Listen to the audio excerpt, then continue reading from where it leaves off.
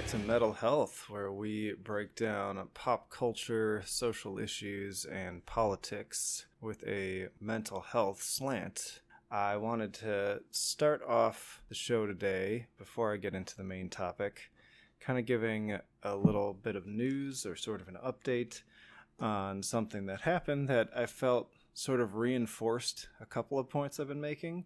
So there's this movie called The Upside, and it stars Kevin Hart and Bryan Cranston. And there was some controversy around both of these people leading up to the movie. So first of all, we had the very highly publicized criticism of Kevin Hart over past allegedly homophobic tweets that he's made and jokes that he's made in the past, other things he's done. And I'm not going to go down the whole rabbit hole around what exactly was said and all the details and even my opinion on it. It was what it was. So there was all of that floating around, which got him taken off of the roster for hosting the Oscars. And then right around that time also, people were criticizing Bryan Cranston, and this was a much smaller story, it seems like.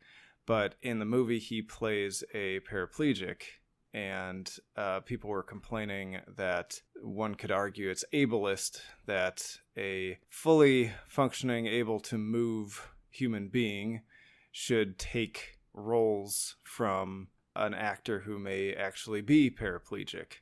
And again, I'm not even gonna get into that whole argument. I could talk about that kind of stuff all day long, but grounding this and tying it back into previous things I've talked about. For one, this ties nicely back into just the previous episode where I was talking about the currency of not only victimhood, but also just outrage in general. And so the news came out the other day that The Upside is #1 at the box office, and it even beat out Aquaman, which is a pretty big deal because we all know those superhero movies dominate the box office, really regardless of quality. And my thinking when I read the headline was, well, look at all the free publicity that they got over the outrage. I mean, that there was that currency in action right there. This movie, even though I like Bryan Cranston, I'm not a huge fan of Kevin Hart. His stand-up's all right, but I don't find him to be particularly funny on film. But in any case, watching the previews for this movie, I was kind of like, it looks all right. It looks like a passable, harmless movie that I probably won't see. Maybe I'll catch it on Netflix at some point. And I am willing to bet that had this whole explosion of outrage not happened, this movie would have just drifted by and nobody would have even known about it, and barely anyone would have seen it. I am confident that the reason it's #1 at the box office is because of all of that free advertising over the outrage. So there's that. And then also it just ties into another thing I've been saying, which is going to sort of be a segue into what I wanted to talk about today, which is that people just don't like being told what to do. They don't like being told what to think and how to act. And, that's not to say that there aren't people out there that don't need to change their behavior. And, we all need to work on ourselves and modify ourselves and try not to be terrible people. That said, nobody likes it when somebody comes up to you and says, hey, stop doing that. Especially if it's in a very contentious, shaming kind of way.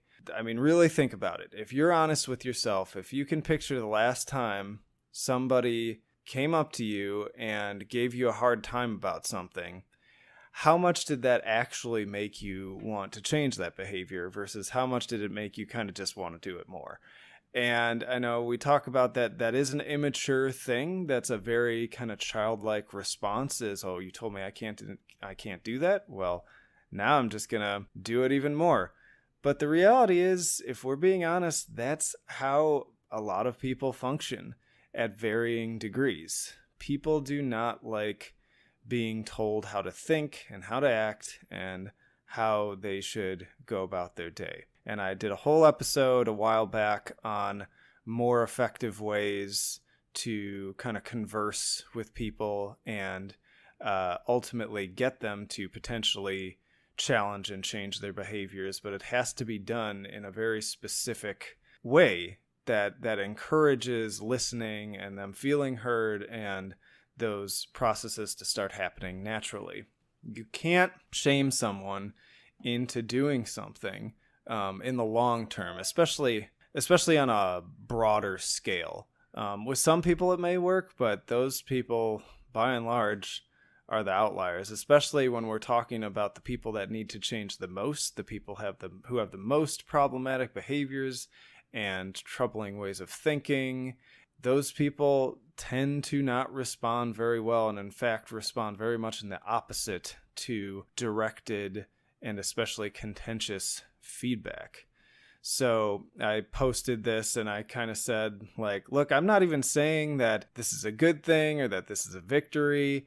I'm just kind of amused because I'm seeing these kind of psychological things at play. And my response to it was, if you really, it's worth having these conversations. I'm not saying it's not worth having a conversation about how people talk on Twitter or having a conversation about who should get certain roles and how we should look at that. That's all valid conversation. But my one point was, this approach that you all are taking for the people who are hoping that this would respond in people losing their jobs or their lives being ruined or the movie being taken down or recasted or whatever, that strategy doesn't work. It's not an effective strategy. So time to come up with new strategies that are actually going to work towards the problem that you're working on. So there's that.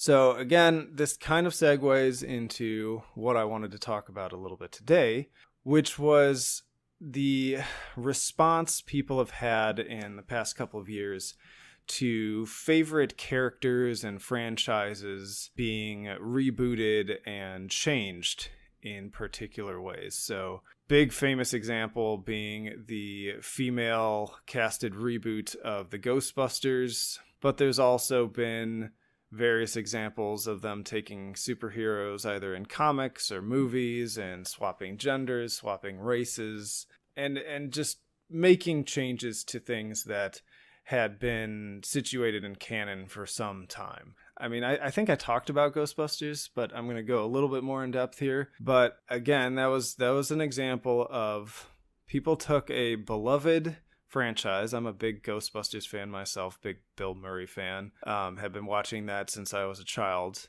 And so when I saw the previews for that, I was among the people that was kind of like, oh boy, I'm not really happy about this. I wasn't like angry, but there was this feeling of just like, I don't like that they're doing this.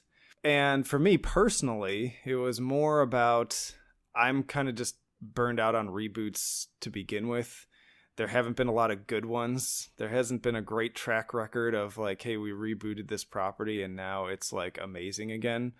I haven't really seen it happen, at least with a lot of things that I'm interested in. So that was really my first thought. And my second thought was, it's a shame too, because I like all of these actors. I actually really enjoyed Bridesmaids. I think that movie's hilarious. I could watch it over and over again. I love all of the actresses in it. I think they're all very talented. They're very funny. That movie's well written.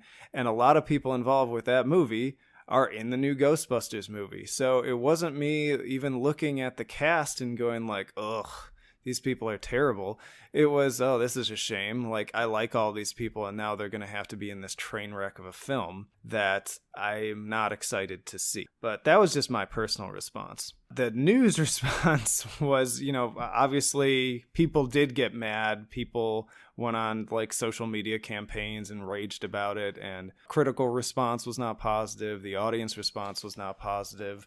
I haven't looked at the Rotten Tomatoes score recently, but suffice it to say, it's not fresh. And the response from the media was that, well, people just don't like strong women in their movies. And, people don't like that it's all women and it's these men who hate women that, yada, yada, yada. And those stories actually did make me mad because it just rang very false. That seemed like a very simplistic, obvious kind of way to explain away the fact that the movie just isn't good, because that's what we're really dealing with here. I mean, if the movie had been really good, I'm willing to bet there would have been quite a few people going to bat for it. But the reality, from my understanding, is that it wasn't really good. I mean, if I'm just being transparent, I never ended up going to see it because I just didn't have an interest in it. I kind of nothinged it. But yeah, people took up this torch, and that was like, it wasn't the first example of this, but it was, a big push in now that happening with a lot of things, that anytime now a movie comes out, like they did it with the Oceans series. They had that all-female version of the Oceans movies, and people were upset about that. And then, people got wrote more stories about, like, see, here's another example. Men just aren't ready for, these women to be in these movies. People were having discussions about having a black James Bond. And look, personally, I just want to throw out there that Idris Elba, if that was what we were going with, I would be super stoked about that. That sounds really cool to me. But then again, I didn't really grow up on James Bond. He's not a character that I super duper care about. I enjoy watching those movies. I've watched several from all of the different iterations. But if you remember too, I feel like this also kind of pokes a hole in the argument that it was a gender thing, is that if you recall, when they first casted Daniel Craig to take over as James Bond, there was an uproar over the fact that he was blonde. That's a thing. These people were mad because he looked different than how he was supposed to look. And that ultimately brings me to my core argument. If I'm looking at this from more of a psychological perspective, people don't like change. That is just a patented, hardwired thing for everyone. We all fall on a spectrum of our ability to deal with change. And most people are not especially excited by it. We have to become a lot more able to handle change and respond positively to change, and I've learned to embrace change, but that does not mean that it particularly makes me feel good, especially if it's sudden and unexpected. You pair change with unpredictability, and people get upset.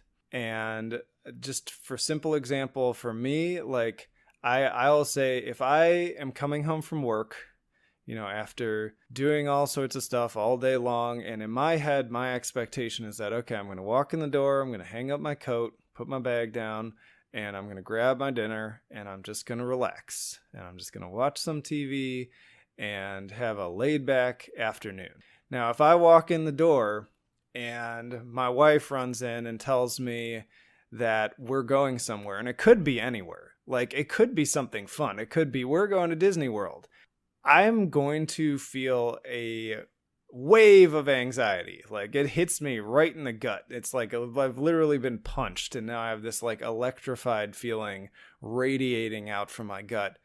And again, it could be over something exciting and fun that we're doing, but simply the fact that we unexpectedly changed gears and are now doing something that I didn't expect to do, that's upsetting for me. And it takes me a while to kind of rebound from that and be able to sort of recalibrate. And again, it's taken work to get there. I used to be even worse with it, where I'd really buckle down and not want to deal with it. But, I've had to mature. I've had to grow. It's part of life. Change is inevitable. I used to have a keychain that said, the only thing constant is change. And this is very true. But you know who else has a particularly hard time with change? Are people on the autism spectrum. Now, this is actually a part of the diagnosis, and I've worked with people on varying levels of the autism spectrum, and let me tell you, that is one of the quick identifiers of most of the kids I worked with, is that if you changed anything, it could be that they went to get their favorite pencil in the classroom and found that it was broken or missing. And now you've got a kid who is throwing desks, breaking windows, and threatening to stab the teacher. I've worked with kids like that. And, it's not always that severe. And, I'm going to get somebody mad and say that, you're making kids with autism look threatening. That's not my intention at all. I'm just saying it can run the gamut all the way to that.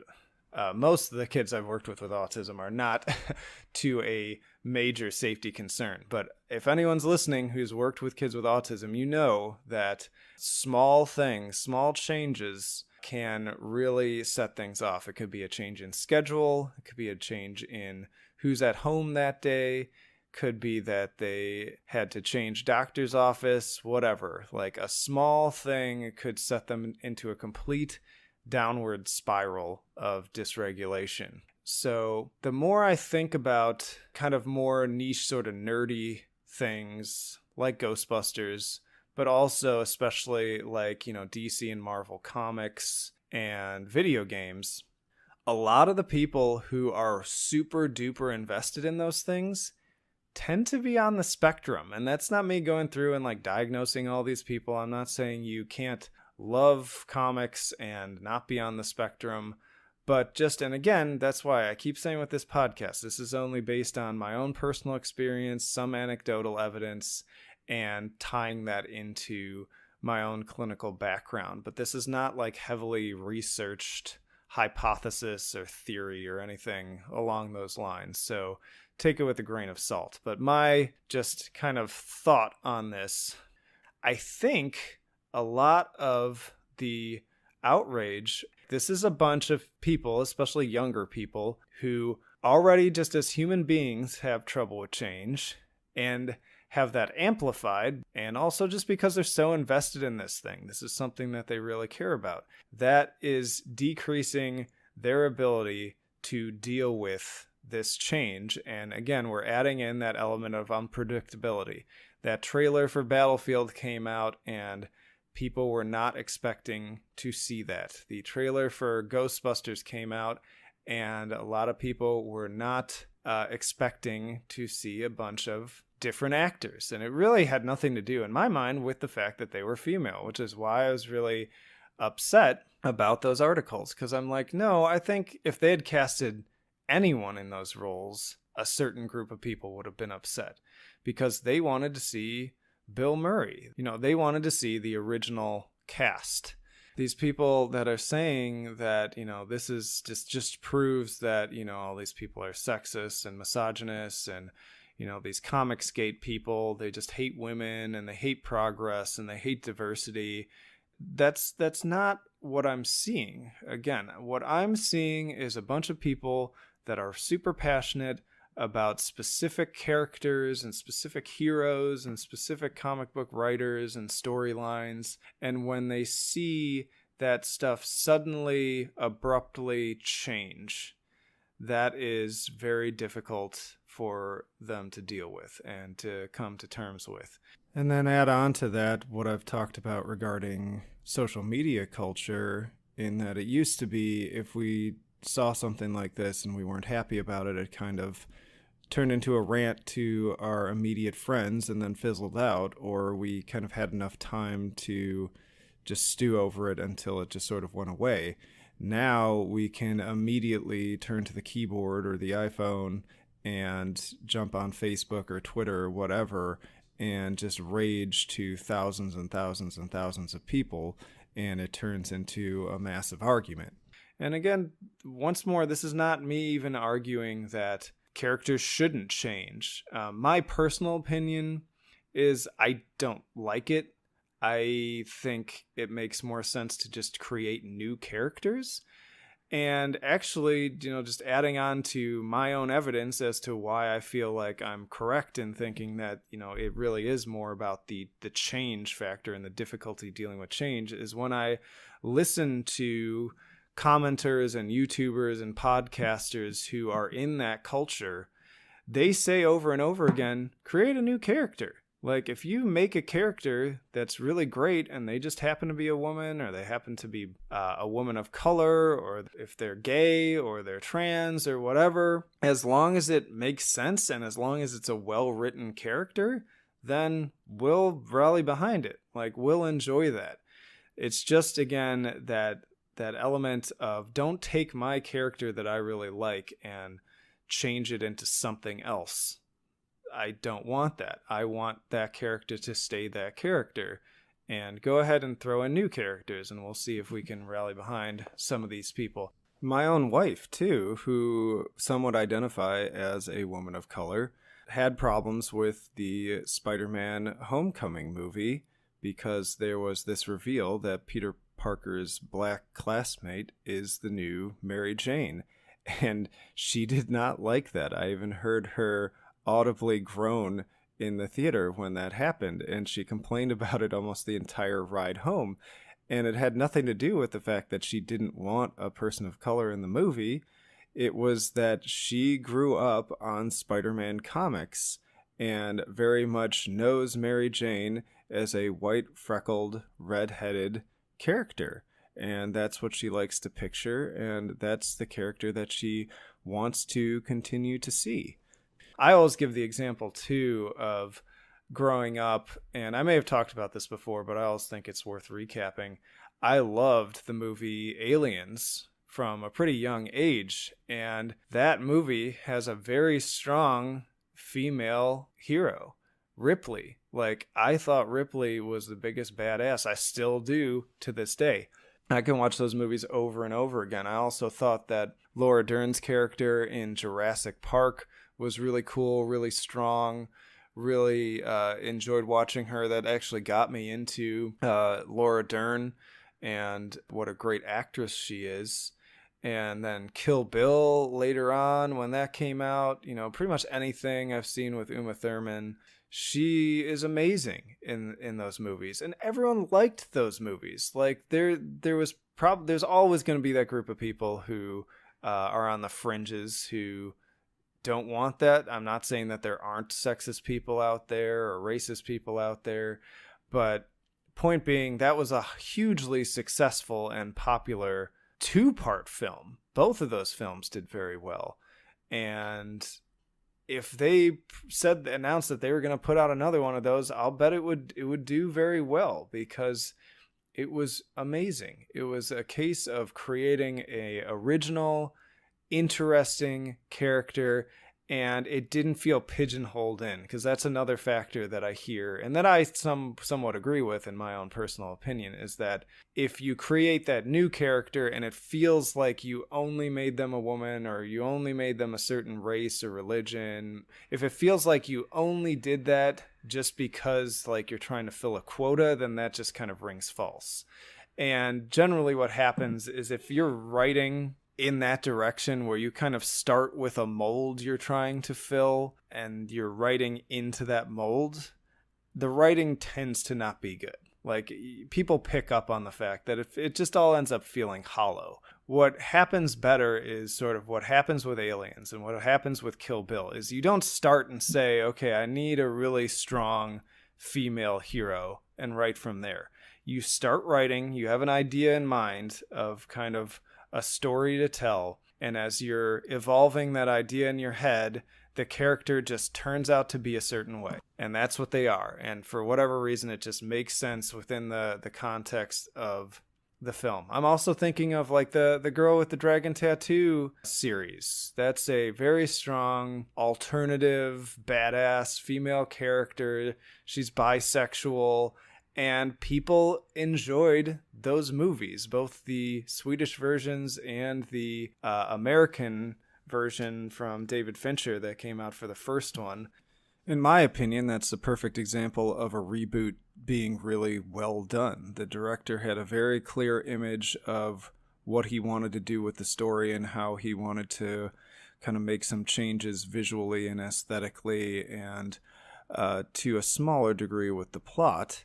But then when he went to go cast the characters, he didn't feel the need to change them. They are all left largely the same and were casted in the same way as the original film. So yes, you had a different actress, but she was playing the character in the same way and she was presenting the same visual aesthetic.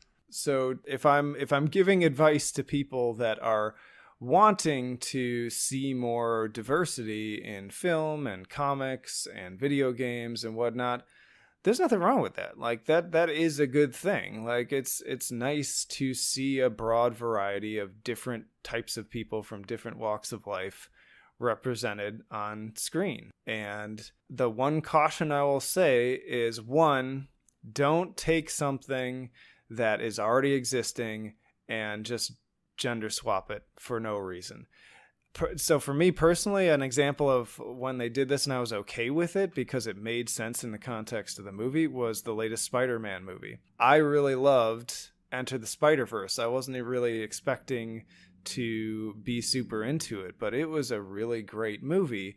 And mild spoilers here, they gender swapped Doc Ock, and it was done really effectively, and it made sense because we were dealing with like a multiverse where these characters all exist in multiple dimensions, and in each dimension it's all a little bit different. And in this one it just happened to be a female scientist, and it worked well because it was a surprise. It caught you off guard because they didn't want you to already know, like, oh, that's Doc Ock, so I know that they're going to get attacked by Doc Ock. Instead, it was like a slow reveal so that when the attack happens, you aren't fully expecting it, and there's kind of a gag involved with it too. Peter Parker even makes kind of a self-deprecating joke about how he sort of expected that he was going to be following a male scientist instead of a female scientist. So there's a little joke there too. And it's just done really well. It's an overall really good film. Now contrast that with my Mary Jane example from Spider-Man Homecoming. With Into the Spider-Verse, my wife came and saw it with me. And for this Doc Ock example, she liked it. It worked for her. And you know why? It's because it was clear it evolved naturally into the plot. It made sense, there was a context for it, and it played out really well. Whereas in Spider-Man Homecoming, I think we both looked at that, and even though it bothered her actually more than me, I think we both kind of saw it as, oh yeah, and by the way, Mary Jane's black now. And it served no further purpose than to just make that a thing. That's what a lot of people that I know and that I talk to and that I hear commentate on this subject don't like, is again that pigeonholing piece to it. So there are ways you can do it, but in general, I'd say knowing that your audience, your core audience, is largely people who don't like things to be changed, don't take characters and drastically contort them into something different, or superficially even just make random changes to fit an agenda. And then also, if you're writing a new character, a new idea, fresh idea, which already hats off to you for doing so, because it's a gamble. I mean, people in the industries are much more open to putting down money on ideas that seem tried and true and proven. But I am just somebody who respects new and original ideas. And I think some of the best games and films and music and what have you out there have been from people who really pushed in a completely different direction and tried something new. I'm thinking of like Portal for video games, moving from, shooters are the easy sell, but instead they made this puzzle game out of this like simple Portal mechanic and managed to build one of the most incredible, creative, and interesting games I've ever seen. And then you've got filmmakers like David Lynch, too, completely pushing the boundaries of what filmmaking is and how you tell a story. And unfortunately, like, it's harder to market and sell that and make a profit with that now. So anyways, I'm going on a tangent again. But if you're writing that new idea, please start with a fully fleshed out idea. Don't go like, I want to make a black superhero, or I want to make a female secret agent. Don't start there. Like, that just doesn't feel like the way to go, because people pick up on that. People pick up on, okay, it seems like, again, we're filling a quota here. What you really want to do is come up with a basic idea for a plot and something that you want to happen, like an idea that's going to play out, and then let your character evolve into that, and whatever comes out of that, great. Again, I'm all for, characters from all sorts of different backgrounds. I could go on and on about strong female leads that I've enjoyed in past movies that I would be just as upset if they redid Scream and they made it a male lead. I wouldn't like that either. Like, don't change it. It was fine the way it was. In fact, don't remake it at all. Better yet, in my opinion. But I'm all for seeing like a lot of interesting things with a lot of characters from, again, all different backgrounds and played in all different ways too.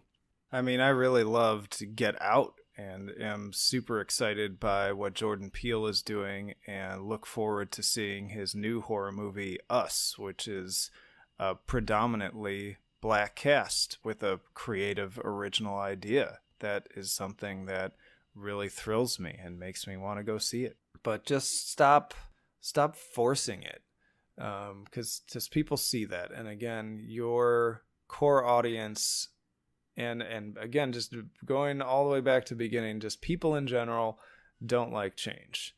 And if you want the best possible outcome, you want people to come out and see your movie and enjoy it, then make a good movie. That's all you have to do. Write a good script, come up with interesting, likable characters, and make a good movie. That's it. I mean, honestly, it's kind of sad right now because this whole pigeonholing piece is kind of backfiring in my mind, because I think now, even when good movies do come out and interesting ideas do come out, and people see that it's with a character who's, not of the majority makeup of a population, people already jump to that cynical attitude, myself included. I find myself being more skeptical as I'm seeing trailers for those things, and the first question I start to ask myself is, okay, are they doing this because they're trying to push an idea, or are they doing this because this is going to be a good movie and an interesting character? And it's a shame. Like, it even makes me wonder if Kill Bill came out now. Let's say Kill Bill never existed up until now, and Kill Bill was coming out, and probably, let's say also, it's not directed by Quentin Tarantino, because that just already kind of comes with its own sort of weight. But if that came out now, I think I would have that question pop into my head when I saw the trailer, is this like a just throwaway girl power movie to kind of go with the cultural movements that we're seeing right now, or is this going to be a movie and a character that I really enjoy?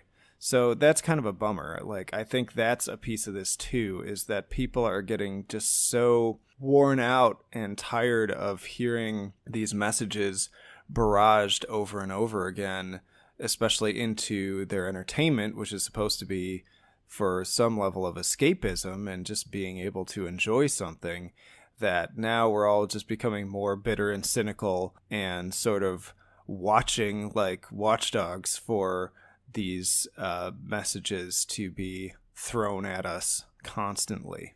So hope that was interesting. I know that was probably a little lighter on the mental health side of things, but there's that strand running through it, though. It's just a big part of how our brains function and how we look at things, is we are comforted when things remain consistent.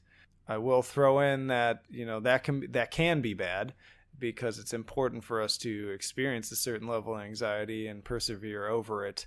Perfect example of this, I was listening to another episode of the Adam and Dr. Drew Show podcast, and they were taking a call with this guy who was talking about how he's in couples therapy and he's just like 2 weeks in and he has all this anxiety about it. He doesn't normally have anxiety. He feels like he can like barely even stand and his knees are buckling.